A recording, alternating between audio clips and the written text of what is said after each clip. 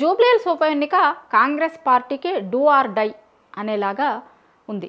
కాంగ్రెస్ పార్టీకి కాదు, ముఖ్యంగా రేవంత్ రెడ్డికి డూ ఆర్ డై ఎన్నికలుగా జూబ్లీహిల్స్ ఎన్నికలు నిలవబోతున్నాయి. ఎందుకు ఈ మాట అనాల్సి వస్తుంది అంటే, జూబ్లీహిల్స్ ఉప ఎన్నిక అనేది కాంగ్రెస్ పార్టీ హైకమాండ్ చాలా దగ్గర నుంచి అబ్జర్వ్ చేస్తుంది అసలు ఏం జరగబోతోంది ఏంది అనేది. ఎందుకంటే కాంగ్రెస్ పార్టీ అధికారంలోకి వచ్చిన తర్వాత 2.5 ఏండ్ల తర్వాత జరుగుతున్న ఉప ఎన్నిక. ఈ 2.5 ఏండ్ల పాలనకు రెఫరెండంగా తీసుకోవాల్సి వస్తుంది. ప్రభుత్వం, సీఎం లేదంటే ప్రభుత్వం వైపు ఉన్నటువంటి వర్గాలు ఎవరు రెఫరెండంగా తీసుకున్నా తీసుకోకపోయినా కూడా చూస్తున్న జనాలు అయితే అదే అనుకుంటారు, హైకమాండ్ కూడా అదే అనుకుంటుంది. 2.5 ఏండ్లు పాలించిన తర్వాత జరుగుతున్న ఉప ఎన్నిక కాబట్టి ఆ ఉప ఎన్నికలలో ఎట్లాంటి రిజల్ట్ వస్తుంది అనేది హైకమాండ్ కూడా చాలా క్లీన్గా అబ్జర్వ్ చేస్తుంది. ఎందుకంటే రేవంత్ రెడ్డిని సీఎంని చేసిన తర్వాత జరిగినటువంటి ఏ ఎన్నికల్లో కూడా హైకమాండ్ సాటిస్ఫైగా లేదు. అంతకుముందు కాంగ్రెస్ పార్టీలోకి కొద్ది రోజుల ముందే వచ్చి పిసిసి అధ్యక్షుడైండు రేవంత్ రెడ్డి. దాని తర్వాత కాంగ్రెస్ అధికారంలోకి వచ్చిన తర్వాత చాలామంది సీనియర్లను కాదని సీఎం రేవంత్ రెడ్డిని చేసిర్రు కాంగ్రెస్ హైకమాండ్. చాలామంది సీనియర్లు ఆ రోజు కూడా నొచ్చుకున్నారు. మేము కాంగ్రెస్ పార్టీ అధికారంలో ఉన్నా లేకపోయినా, కాంగ్రెస్ పార్టీ కష్టకాలంలో ఉన్నప్పుడు కూడా పార్టీని వదిలిపెట్టి పోలేదు, పార్టీని పట్టుకొని ఉన్నాం మేము. కానీ ఇవాళగాక నిన్న పార్టీలోకి వచ్చినటువంటి రేవంత్ రెడ్డికి సీఎం పదవి ఇవ్వడం ఏంది అనేది కాంగ్రెస్ పార్టీలో ఉన్న చాలామంది సీనియర్లు ఆ రోజు ఆబ్జెక్ట్ చేసిర్రు. కానీ అందరి మాటని కాదని రేవంత్ రెడ్డికి పార్టీలోకి వచ్చినటువంటి కొద్ది రోజులలోనే ఆయన సీఎం అయిండు కాంగ్రెస్ పార్టీలో, హైకమాండ్ డిసైడ్ చేస్తే. అందుకే చెప్తాడు కదా సీఎం రేవంత్ రెడ్డి గారు, నేను ఉద్యోగం చేస్తున్నా కాంగ్రెస్ పార్టీలో అని. గతంలో చాలా సందర్భాలలో చెప్పిండు కదా, నేను స్కూలు బీజేపీలో చేసిన, కాలేజ్ టీడీపీలో చేసిన, ఇప్పుడు రాహుల్ గాంధీ గారి దగ్గర ఉద్యోగం చేస్తున్నా అని చెప్పిండు కదా. ఇగో ఇందుకోసం, ఎందుకంటే హైకమాండే ఇచ్చింది ఆయనకు ఉద్యోగం, సీఎం అనే ఉద్యోగం హైకమాండ్ ఇచ్చింది కాబట్టి. అయితే ఇప్పుడు ఆయనకి ఎందుకు డూ ఆర్ డై లాంటి సిచ్యుయేషన్ ఉంది అంటే, సీఎంగా రేవంత్ రెడ్డి అయిన తర్వాత జరిగిన ప్రతి ఎన్నికలలో పెద్ద ఆయన పాస్ మార్కులు ఏమి వేయించుకోలే. ఆయన సీఎం అయిన తర్వాత 6 నెలలకు పార్లమెంట్ ఎన్నికలు జరిగినాయి.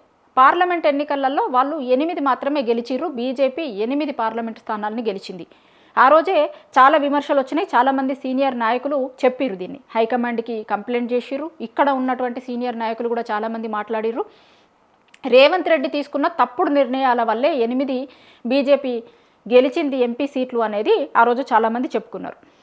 సీఎం అయిన తర్వాత రేవంత్ రెడ్డి ఎదుర్కొన్నటువంటి ఫస్ట్ ఎన్నిక అది ఎంపీ ఎన్నికలు.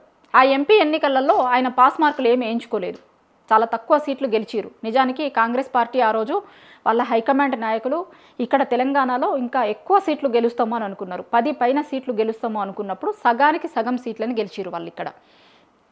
దాని తర్వాత ఉప ఎన్నిక మన ఎమ్మెల్సీలు జరిగినాయి.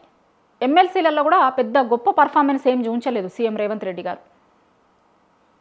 ఎమ్మెల్సీ ఎన్నికలలో కూడా కాంగ్రెస్ పార్టీ ఆశించినంతగా రిజల్ట్ రాలేదు వాళ్ళకి. దాని తర్వాత లోకల్ బాడీ ఎన్నికలు అసలు పెట్టేందుకే భయపడుతుంది ప్రభుత్వం, సీఎం రేవంత్ రెడ్డి. కోర్టు చెప్పింది, కోర్టు పెట్టమని చెప్పినా కూడా పెట్టడానికి ధైర్యం లేదు. లోకల్ బాడీ ఎన్నికలలో ఎట్లాంటి రిజల్ట్ వస్తుందో వాళ్ళకి తెలుసు కాబట్టి పెట్టేందుకు ధైర్యం లేదు వాళ్ళకి. రకరకాల రీజన్స్ చెప్తున్నారు. బీసీలకి 42% రిజర్వేషన్, అది కాదు అని వాళ్ళకి తెలుసు, బీసీలకు కూడా తెలుసు. కాంగ్రెస్ పార్టీ మోసం చేస్తుంది అని బీసీలు ఆల్రెడీ డిసైడ్ అయ్యారు. మళ్ళా ఎన్నికలు వచ్చినప్పుడు చూపిద్దాము మేమేందో అనేది బీసీలు ఆల్రెడీ డిసైడ్ అయ్యి ఉన్నారు. ఎందుకంటే సుప్రీంకోర్టు గైడ్ లైన్స్ ఉన్నాయి, 42% రిజర్వేషన్ ఇవ్వడం అనేది అసాధ్యం అనేది బీసీలందరికీ తెలుసు, కాంగ్రెస్ పార్టీ నాయకులకు కూడా తెలుసు. కానీ ఇట్లనే చెప్పుకుంటా సంవత్సరాలు ఎల్లదీస్తాం అనుకుంటున్నారు వాళ్ళు. అట్లా లోకల్ బాడీ ఎన్నికల్ని పెట్టమంటే ఆ లోకల్ బాడీ ఎన్నికలు పెట్టేందుకు ఇష్టపడతలేరు. ఎందుకంటే రిజల్ట్ వ్యతిరేకంగా వస్తుంది అని తెలుసు కదా. ఊర్లలో మొత్తం ప్రతి పథకం వీళ్ళు ఇస్తాము అని చెప్పిన ప్రతి పథకం ఏది ఇచ్చింది లేదు. నిన్నగాక మొన్న బతుకమ్మ చీరలు రాక, ఎందుకంటే మొన్న మధ్యలో వచ్చిన పండగ అదే కాబట్టి నేను మీకు అది గుర్తు చేస్తున్నా. ఇంకా 2 ఏండ్ల నుంచి గుర్తు చేయాలంటే ఈ వీడియో ఒక్కటి సరిపోదు. ఈ వీడియోలోనే 2 ఏండ్ల ఈ వీడియో సరిపోదు. సాయంత్రం వరకు ఒక వీడియో చేసినా కూడా వీళ్ళు ఏమి ఇస్తామని చెప్పిర్రు, ఏమి ఇవ్వలేదు అనేది పెద్ద లిస్ట్ అవుతుంది. మొన్న రీసెంట్గా జరిగిందని చెప్తున్నాను నేను మీకు. బతుకమ్మ చీరలు ఎగ్గొట్టే రాక ఏమి ఇస్తామని చెప్పినా ఏవీ ఇయ్యలేదు. అదంతా జనాలు చూస్తున్నారు. ఎన్నికలు వచ్చినప్పుడు చెప్తాము అని అనుకుంటున్నారు జనాలందరూ కూడా. సో అట్లా లోకల్ బాడీ ఎన్నికలు కథ అట్లయింది. ఇప్పుడు వచ్చింది ఏంది, ఇంకా జూబ్లీహిల్స్ ఉప ఎన్నిక. ఇది ఫేస్ చేయాల్సిందే. కాంగ్రెస్ పార్టీ చేతులు ఏం లేదు కదా, ఎలక్షన్ కమిషన్ ఇచ్చింది, ఖచ్చితంగా ఉప ఎన్నిక జరుగుతుంది. అక్కడ ఒక బీఆర్ఎస్ సిట్టింగ్ స్థానం అది. మాగంటి గోపీనాథ్ చనిపోయిన తర్వాత అక్కడ ఉప ఎన్నిక జరుగుతుంది. ఆ ఉప ఎన్నిక ఇప్పుడు 11వ తారీఖు జరుగుతుంది. ఈ 11వ తారీఖు జరిగే జూబ్లీహిల్స్ ఉప ఎన్నికల్లో కాంగ్రెస్ పార్టీ కనుక ఓడిపోతే రేవంత్ రెడ్డి మీద 2 ఏండ్ల నుంచి కాంగ్రెస్ పార్టీ నాయకులు చెప్తున్న మాటలు, చేస్తున్న విమర్శలు అన్నింటిని కూడా హైకమాండ్ సీరియస్గా తీసుకుంటుంది.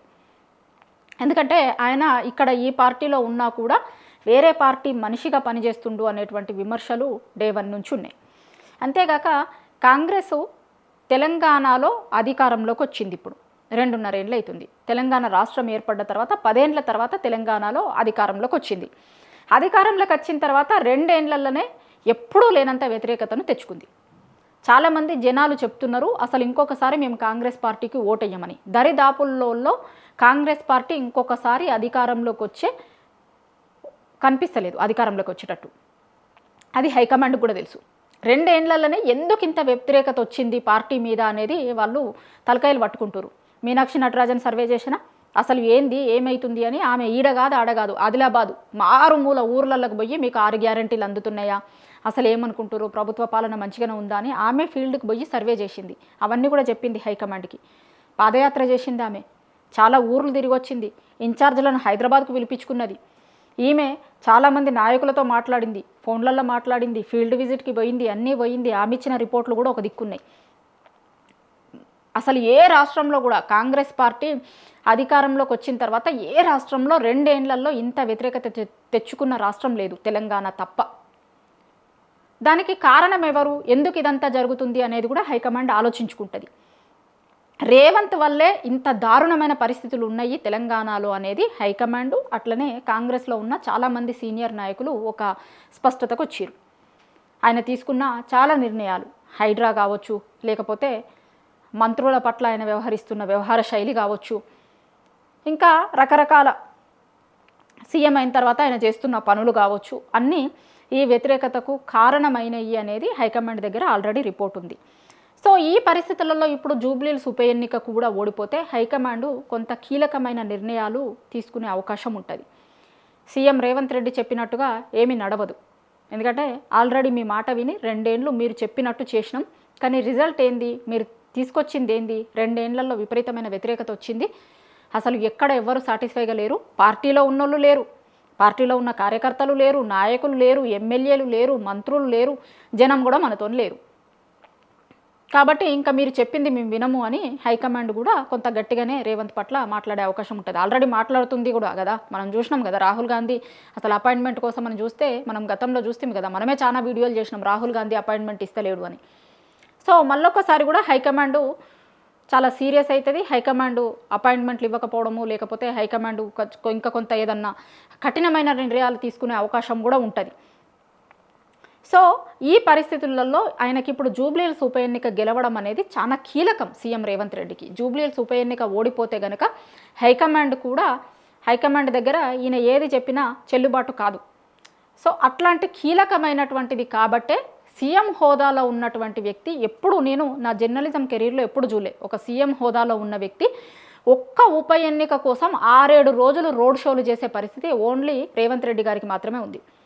ఇప్పటివరకు నేను ఎప్పుడు చూడలేదు ఏ సీఎంలని. మహా అయితే సీఎంలు 1-2 బహిరంగ సభలు అటెండ్ అవుతారు ఉప ఎన్నికలు వచ్చినప్పుడు, కానీ అసలు 6-7 రోజులు రోడ్ల మీద తిరిగే పరిస్థితి సీఎంలకి ఉండదు. కానీ మన సీఎం మాత్రం ఈ ఎన్నిక చాలా కీలకమైంది అనేది ఆయనకి తెలుసు కాబట్టి 6-7 రోజులు రోడ్ షోలకి ప్లాన్ చేసిండు. మైనార్టీని మంత్రిగా తీసుకొచ్చి పెట్టిండు, చాలామంది మంత్రులకు ఇన్ఛార్జీలు ఇచ్చిర్రు ఆడ. ఇంకా పార్టీలో ఉన్న చాలామంది ఎమ్మెల్యేలను, ఎమ్మెల్సీలను, కార్పొరేటర్ల వరకు మొత్తం అందరినీ అక్కడే డంపు చేసి జూబ్లీహిల్స్ ఉప ఎన్నిక అనేది మనకి కీలకమని చెప్తుండు. మనకి కాదు, నిజానికి వస్తే అది సీఎం రేవంత్ రెడ్డికి మాత్రమే కీలకమైన ఎన్నిక. కానీ ఓడిపోతే కాంగ్రెస్ పార్టీకే నష్టం అవుతుంది. ఇది ఇక్కడ ఓడిపోతే నాకు ఒక్కడికి మాత్రమే నష్టం జరగదు, అందరికీ నష్టం అవుతుంది. పార్టీ మీద వ్యతిరేకత ఉంది అనేది జనాలకి తెలుస్తుంది. ఇంకా నెక్స్ట్ జనరల్ ఎలక్షన్స్లో మనం గెలిచే పరిస్థితి ఉండదు. కాబట్టి మీరందరూ కష్టపడి పని చెయ్యిర్రి అని ఆయన ఇప్పుడు మంత్రులకి, ఆయనతో పాటు ఉన్నటువంటి ఎమ్మెల్యేలకి, వీళ్ళకి చెప్తుండట. నిన్న అదే మీటింగ్ చేసిరట. సీఎం మంత్రులందరితో ఒక మీటింగ్ చేసిండట. చేసి జూబ్లీహిల్స్ ఉప ఎన్నిక మనకు కీలకం, కాంగ్రెస్ పార్టీకి కీలకం, కాబట్టి మీరు చాలా ఈజీగా తీసుకోకుర్రి ఈ ఉప ఎన్నికని, అందరూ సీరియస్గా తీసుకోండి, చాలా సీరియస్గా పనిచేయండి. ఎక్కడికక్కడ ఎవరన్నా మాట్లాడుతున్న మాటలకి మీరు కౌంటర్ అటాక్లు చేయండి. ఈ తొందరగా సోషల్ మీడియాలో కూడా తొందరగా కౌంటర్లు ఇవ్వండి. నాయకులు ఏమన్నా మాట్లాడినప్పుడు కౌంటర్లు ఇవ్వండి. ప్లస్ మీరు పోయినప్పుడు మొన్న జూపల్లి లాంటిది, పొన్నం ప్రభాకర్ లాంటి ఇష్యూలు బయటకు వచ్చినాయి కదా, పోయినప్పుడు జనాలు మాట్లాడుతున్నారు కదా, అసలు ఎందుకు వేయాలి మీకు అది ఇది అనేది.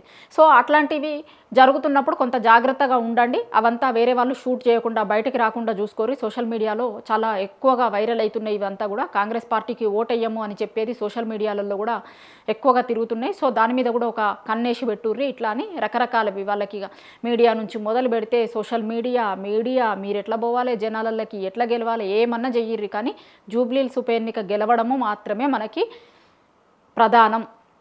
ఏం చేసైనా సరే జూబ్లీహిల్స్ ఎన్నికని గెలవాలి. ఇదే నిన్న మంత్రులకి, ఆయనతో పాటు ఉన్నటువంటి చాలామంది నాయకులకి చెప్పిండు అని తెలుస్తుంది. నిజానికి ఇది పార్టీకి కీలకమైన ఎన్నిక కాదు, రేవంత్ రెడ్డికి కీలకమైనటువంటి ఎన్నిక. కానీ ఆయన పట్ల ఇప్పటికే విపరీతమైన వ్యతిరేకత ఉంది కదా, మనం చూసినాం కదా. సీఎం రేవంత్ రెడ్డి రోడ్ షోలు చేస్తే కనుక సీఎం రేవంత్ రెడ్డి ఇంకా ఎక్కువ తిరిగితే ఆడ వ్యతిరేకమయ్యేటట్టుంది. కాబట్టి మిగతా వాళ్ళు కూడా తిరగండి అది ఇదని చెప్తుండే. ఎందుకంటే మిగతా వాళ్ళు కూడా తిరిగినప్పుడు ఒకవేళ ఓడిపోతే కనుక నాకు ఒక్కరి వల్లనే కాదు, ఇంతమంది కూడా తిరిగిర్రు ఆడ అని ఆ ఓటమిని సక్సెస్ఫుల్గా వాళ్ళకి కూడా కొంత షేర్ ఇవ్వచ్చు, వాళ్ళ మీదకి కూడా నెట్టేయొచ్చు అనే ప్రయత్నం చేస్తుండు ఆయన అని కాంగ్రెస్ పార్టీలో ఉన్న కొంతమంది నాయకులు మాట్లాడుకుంటున్నారు. సో మొత్తం మీద అయితే ఈ జూబ్లీహిల్స్ ఉప ఎన్నిక కాంగ్రెస్ పార్టీకి, రేవంత్ రెడ్డికి డూ ఆర్ డై ఎన్నిక. అందుకే జూబ్లీహిల్స్ ఎన్నిక కోసం ఎన్ని చెయ్యాలో అన్ని చేస్తున్నది రేవంత్ రెడ్డి. కాంగ్రెస్ పార్టీ కాదు, రేవంత్ రెడ్డి ఎన్ని చెయ్యాలో అన్ని చేస్తున్నాడు. మంత్రి పదవిని తీసుకొచ్చి పెట్టుడు కావచ్చు, ఇంకా రకరకాల ప్రయత్నాలు కావచ్చు, దాన్ని చాలా ప్రతిష్టాత్మకంగా తీసుకున్నారు. కాబట్టి దాని మీద ఫుల్ కాన్సన్ట్రేట్ చేస్తుండు రేవంత్ రెడ్డి అనేది కాంగ్రెస్ పార్టీలో నాయకులు మాట్లాడుకుంటున్నారు.